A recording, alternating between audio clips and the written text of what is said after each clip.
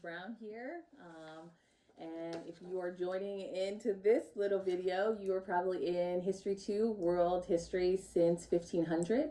I just wanted to give folks an idea of what we're doing, how we're coming at this class, why this textbook. We are going through Empires and Colonies in the Modern World, which I think is a really succinct textbook. Again, not your typical textbook, probably not something you would have seen as, as a student in high school or even in other spaces.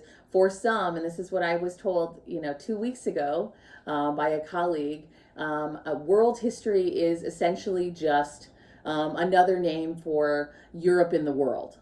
And that is one of the things that I really push back against in the process of doing this course, and how we are trying to question, critique, and adjust the timelines and the periodization of world history, right? For many, right, in K through 12 and high school spaces, world history was focused on Europe and how Europe gets diffused throughout a global environment.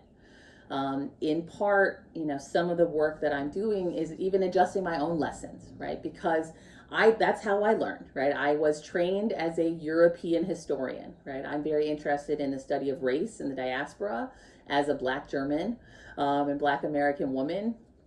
And so I am very interested in how that functioned in a space like Germany. My training is in German history.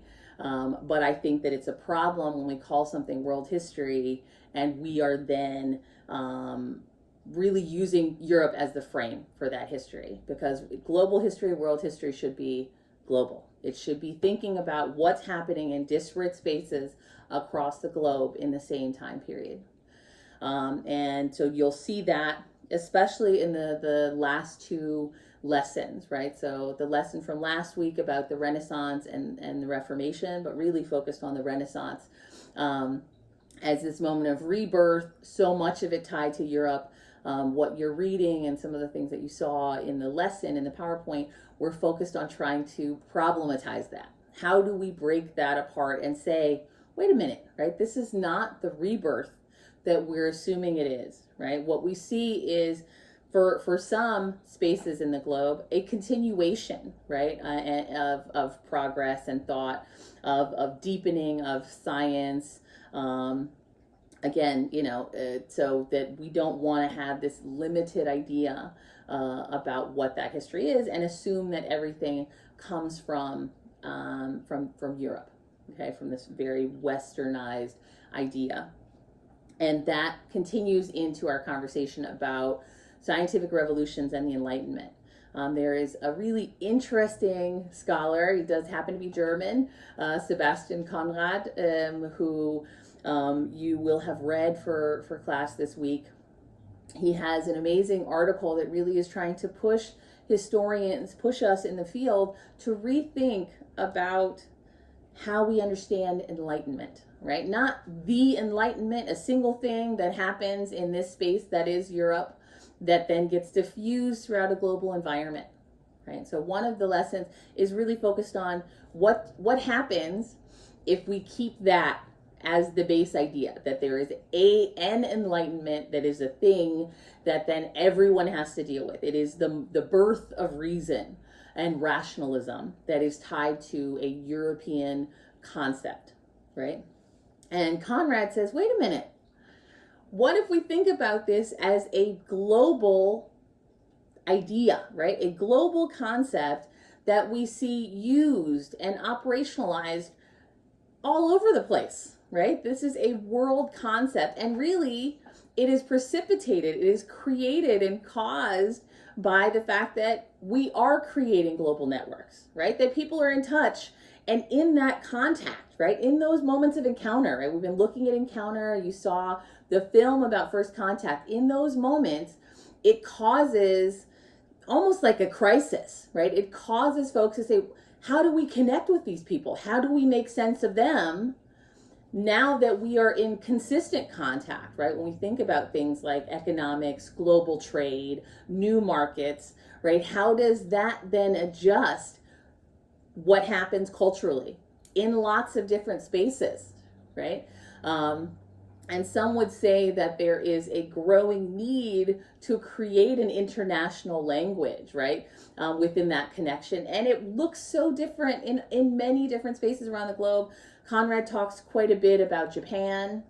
He also includes some conversation about Asia and the Islamic world, right? So there are different spaces where you see the concept of enlightenment or enlightened thinking that shows up, and it's used in all kinds of different ways. Right? One of his biggest examples is from Fukuzawa, where that's included in the lecture, where he says this individual, right, who is a thinker and really trying to understand enlightened thinking, and especially reading some Europeans and saying, what do we do with this?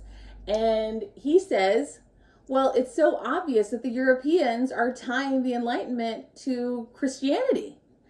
And for most European historians, the Enlightenment is a moment of secularization, right? So again, you can even see the fact that the way we characterize enlightened thinking is different within this global network, right? That we need to understand the complexity and in some ways, again, push us to critique what we know about the Enlightenment as this moment that really is the touchstone and the space that creates all enlightened rational thought, right? I would argue that in an effort to really make global history and world history about the world, we need to think about that as a concept, and even in just how long it takes, right? How this idea shows up in many different spaces, and not just in the 50, 60-year period in the 18th century, but Conrad suggests we really need to push that out to really the tail end of the 19th century, right? That we are getting into this space and seeing folks use that concept in all sorts of ways. So that's what you see this week. The discussion really tries to get you to think about what's at stake, right? Again, as a historian, I always think when I'm doing my lessons, what's at stake in this moment? What changed and what was at stake to precipitate some of those actors making changes, right? Or doing something different in their space. So what would be at stake when we start thinking about the concept of enlightened thinking and enlightenment within different global spaces? So we'll have that, kind of sink in a little bit and do a little bit of an exercise to get you to tie that to some of the things that you're reading.